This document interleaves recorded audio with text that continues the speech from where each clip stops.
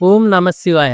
నారదుడు చెప్పిన ప్రకారం పార్వతి తన స్నేహితురాలను వెంటబెట్టుకుని శృంగతీర్థానికి వెళ్ళి పంచాక్షరి మహామంత్రం జపిస్తూ చాలా తీవ్రమైన తపస్సు చేయసాగింది.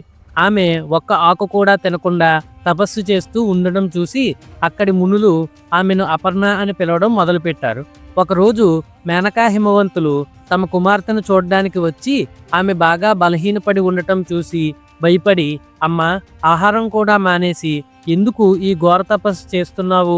మన్మధుణ్ణి బూడిద చేసిన శివుడు నీ పట్ల దయ చూపిస్తాడా? అతను కోరికలు లేనివాడు, దయలేనివాడు, ముక్కోపి కూడా.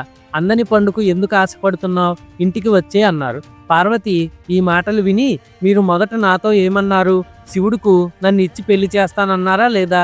నా తపస్సుతో నేను ఆయన్ను మీ అల్లుడిగా చేస్తాను. నా కోసం ఏమాత్రం బాధపడక మీరు ఇంటికి వెళ్ళి సుఖంగా ఉండండి అని తన తల్లిదండ్రులతో అంది. తర్వాత ఏం జరిగిందో తెలుసుకునే ముందు కంటెంట్ నచ్చినట్టయితే లైక్, షేర్ అండ్ కామెంట్ చేయడానికి ట్రై చేయండి.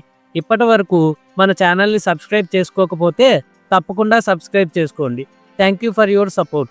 తిరిగి వీడియోలోకి వెళ్ళిపోదాం. ఈ లోపుగా శివుడు పార్వతిని ఎలా పెళ్లాడటమా అని ఆలోచిస్తూ బాధపడుతున్నాడు. అప్పుడు బ్రహ్మ, విష్ణువు, దేవేంద్రుడు మొదలైన దేవతలు శివుడి దగ్గరికి వచ్చి, మహేశ్వర, నువ్వు పార్వతిని పెళ్లాడి లోకాలకు మంచి చెయ్యవెందుకు?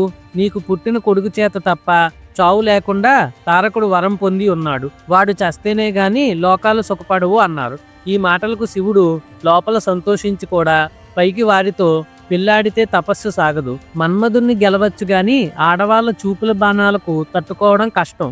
పార్వతితో సంసారం గడపడం కన్నా తపస్సు చేసుకోవడమే మంచిదనుకుంటున్నాను అన్నాడు. అందుకు బ్రహ్మ మొదలైన వారు ఒప్పుకోక, గృహస్థాశ్రమే గొప్పదని, భార్య లేనివాడని ఎవరూ